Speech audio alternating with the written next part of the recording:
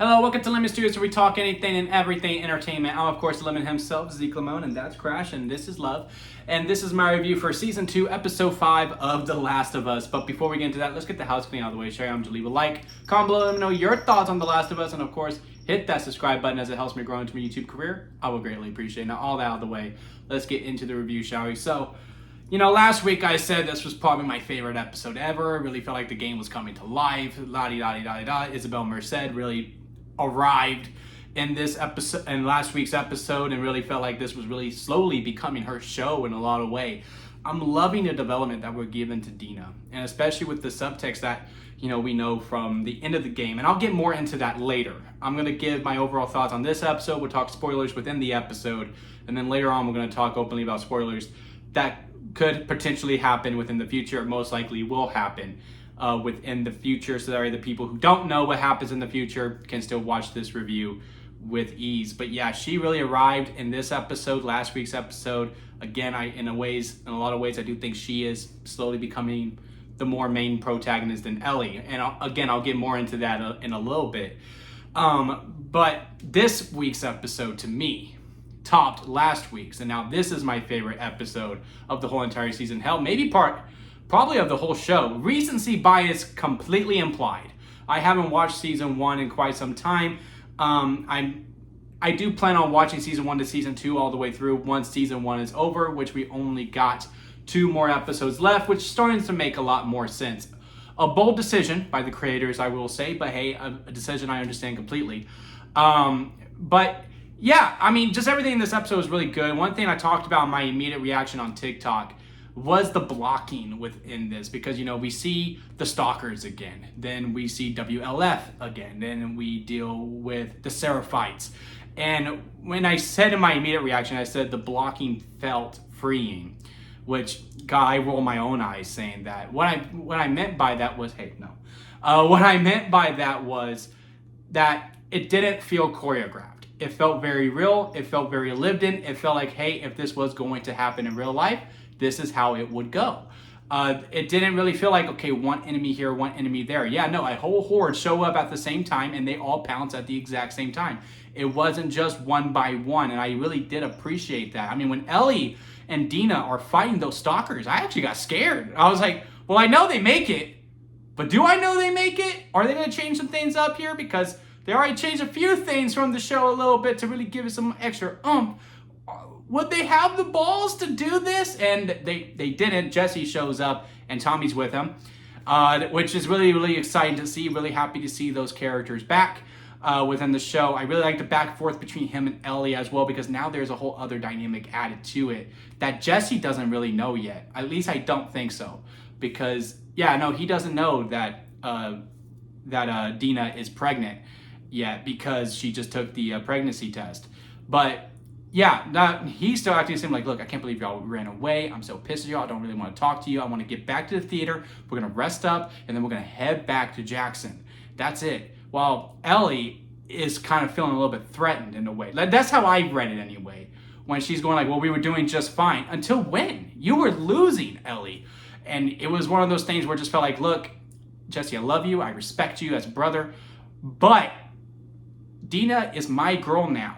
And there was something about, look, I hope none of us have been in this position, but if your ex or your partner's ex saves your ex and you feel a little, less than in a little bit. So the way that Ellie was feeling was very, very justified to me. I like that little quick dialogue scene that we had. I love the scene that Dina and Ellie had before they went into, as they were traveling, go, look, if you want to go back, let's go back. Where Ellie is starting to finally realize some things, like, hey, maybe I am making the wrong decisions. Also really liked the scene that she had after she was playing the guitar, and that made her focus back up to want to go after Abby again. Like, it was soon like, did you find it? Good. Like, it was no longer about just being happy that she finally got the girl of her dreams. It was strictly back to business. And then again, the flip side of that, to go, damn, what am I doing? You're pregnant. Why are you here? You need to go back to the theater. Let me do this on my own. And that's the other aspect I really like of it too, really honing in on that Ellie has to do this. It's not about, ooh, I can't believe I'm bringing Dina along with me who's pregnant. It's, I have to go. Like, there's no thought of like, what am I doing? This is so stupid to go back. She is willing to risk her life to get this revenge. And again, we'll go more into that once we talk about the future. But yeah, I loved all of that. I loved everything we did with the Seraph fights. I mean, once I heard that whistle, I was like, y'all need to run. Y'all need to run. Y'all need to get out there. I mean, even when they ran into the forest, I was like, that's definitely Seraph fight territory. And it sure was. Everything we did at the end as well was very shot by shot, line for a line in the video game. What I found very interesting, seeing the online reaction, because I always give myself the day before I do my review. And I watch some reaction channels as well, especially the people who are blind to it. Those are my favorite. Because when she goes, that little bitch got what he deserved, and everyone is so angry at her for saying that. And I really thought that line would be perceived differently in the show than in the game, because in the game, I'm with them. I'm like, no, F you, man. You don't call Joel a bitch.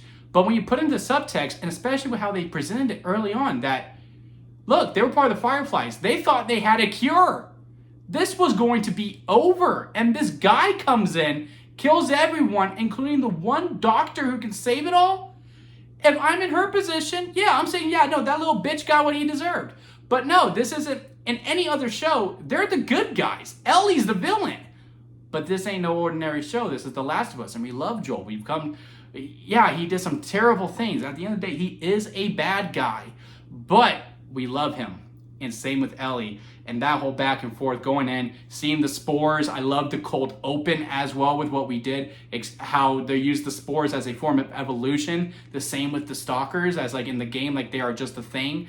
But over here, it's a part of the evolution of the infected. Yeah, now they're airborne. Oh my God, what are we gonna do? And also the choice of the flip side of this girl from the cold open sacrificed her son for the greater good, which shows the flip side of what Joel did for Ellie. Where like, no, I'm selfish. I'm taking what's mine. She is mine. And you can see the regret of her like losing her son, but hey, she did the right thing. All things spoken. And then of course the flip side of that. So I love that aspect of it too. I love the evolution that we're doing to the infected to show how it gets airborne and how it doesn't just become sporadic. Because I remember the creators talking about season 1 saying, hey, in the real life, we can't do the airborne stuff because then everyone gets infected. It's over. And how they were able to communicate, okay, look, if we block it up and they're just in this vented place where there's no air room, then yeah, it's just here. So yeah, again, I just really loved every single thing that we did within this episode. I had no notes. That it flew by. I mean, it was like 50 minutes. It felt like 20 in a lot of ways. Action-packed, dialogue-heavy, character motive as well. I mean, every single little piece of business that we did within this episode, it, to me, was just a huge home run. So, I mean, if I was to rank these episodes individually, this would be a strawberry lemonade. Like, they really did just knock it out of the park. Now, as for the post-credit scene of seeing Joel again, I could have done without it. I get it. You know, that would have been like, got a lot of people excited for next week's episode. I'm actually curious to see the numbers for next week when the episode drops. But, you know, also knowing, you know, how this season's going to end, which is now we are going to start transitioning to. So if you do not know what happens within the future and you want to stay completely not naive, but you don't want to know what's happening within the future, go ahead and click off now. I appreciate you for watching. Hit that subscribe button for next week's episode and all the other episodes moving forward. But yes, we are now going to start transitioning into the future of things to come and how some of my theories are going to play within this. But yeah, the whole post-credit scene and knowing next week is nothing but flashbacks, and I guess we'll get all the flashbacks in one episode. I would like to spread them out throughout the season just because I could get more Pedro that way, even though it would have been spared throughout the episodes. I would rather take, 4 episodes of 15 minutes of Pedro Pascal than one 45-minute episode, then basically never seeing him again until the last scene of the show, because I don't think they're going to change that whatsoever. Because then after that, I don't know how else we end it without it being too bleak. You know what I mean? Granted, the ending of the game is very bleak as well with the scene between Joel and Ellie, but, just ending it with the fight between Abby and Ellie just seems really bleak, especially with how that ends.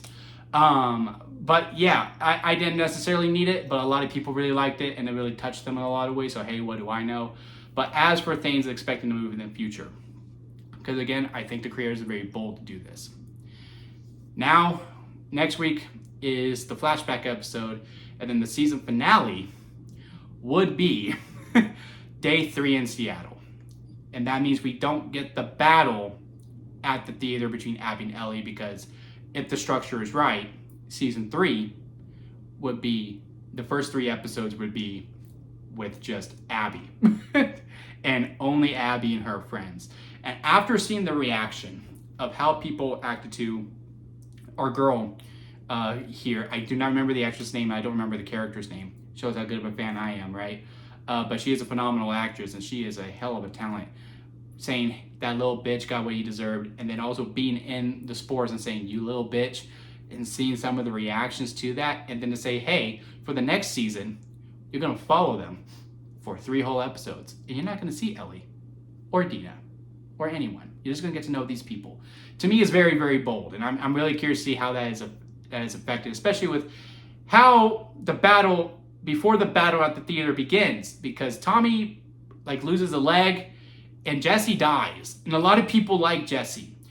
So, because I'm assuming that's going to be the final shot. They're going to walk out, Dina's going to scream, Ellie! Ellie's going to come on out, and then Tommy's going to get shot, and then she's going to blow or she's going to yell for Jesse and Ellie. Jesse and Ellie are going to walk out. Jesse's going to get shot in the head. Tommy's already lost his leg. And Ellie's going to be like, what the hell? And then we're going to cut to black and all right, we'll see you next year. Which is, again, with that kind of ending, and then to go, now you're going to follow them for 3 episodes after waiting a whole year. Woo! Man, that crowd reaction is going to be really, really interesting to see. I respect it. I admire it a lot. But I do think it's very, very bold. But the other thing I wanted to talk about was the conversation between Dina and Ellie. Before I wanted to go more into the nitty gritty of it, and I want to talk about it when the people who don't want to know about the future left, because again, that conversation to me was so potent, and it was really very necessary. It was very needed for when we get to the finale of the whole show, not just within this season, because as y'all know, Dina does have the baby. They do escape from Seattle after the battle at the theater, and Ellie is being a dad. And Dina is mom, and they have a family, they have a farm, it's beautiful and all of that, but Ellie can't let it go. She can't let it go. It's still scarring her, so she has to go out and chase Abby. And Dina says, don't leave, it's not worth it. Again, the message of the whole show. Revenge is not necessary. We've been harping it ever since episode 3, where, our one guy's like, look, we are better than that, we don't need to do that. And Seth, the homophobe, the bigot, who has horrible thoughts, is saying, no, you should go after him. And to have Ellie go, I'm really going to side with you. And then again, we have some more moments over here, because, hurt people, and it's a cycle. It's a vicious, funny cycle. And then Dina going, look, if I never got to kill my mother and my sister's killer, I would not stop at nothing to get that revenge. And then we're going to hold on that. And then her perspective is going to change completely once they get back over, and Ellie's like, I have to go, I have to finish the story. And Dina's gonna be like, I was wrong. It's gonna hit so much more. And I really, really like that conversation. Again, it's just a little added tidbit within this. A lot of people are saying, oh, she's just supporting Ellie now. No, I don't think that's at all. Right now she is, but once she loses Jesse, Tommy loses a leg, she almost died. She almost didn't get to give birth. She thought Ellie died when she got infected. They bit way too more than they can chew. They lost. This is the stupidest thing ever. And then she has that realization. They get out, they break free, and then Ellie's gonna be like, I need to go back. Oh man, yeah, she's gonna lose and clean house again. That was my favorite scene in the whole entire show. It was more than just, the stalkers chasing them. It was more than just escaping the Seraphites. It was more than just the side-by-side comparison, seeing spores again at the finale. And the added tidbit of the spores being an evolution to the infected as already being part of the infected. That little piece of dialogue that was added, to me, just is going to add so much more when we get to the end of the show, to me personally. But with that being said, what did you think about this episode? Comment below, let me know your thoughts. Leave a like if you made this far within the review. I do greatly appreciate it. And again, hit that subscribe button as it helps me grow into a YouTube career. Also, if you hit the subscribe button, the puppies here get a treat. They get treats regardless, but they get an extra treat if you hit the subscribe button. So until next time, guys, I'll see you here at Lemon Studios.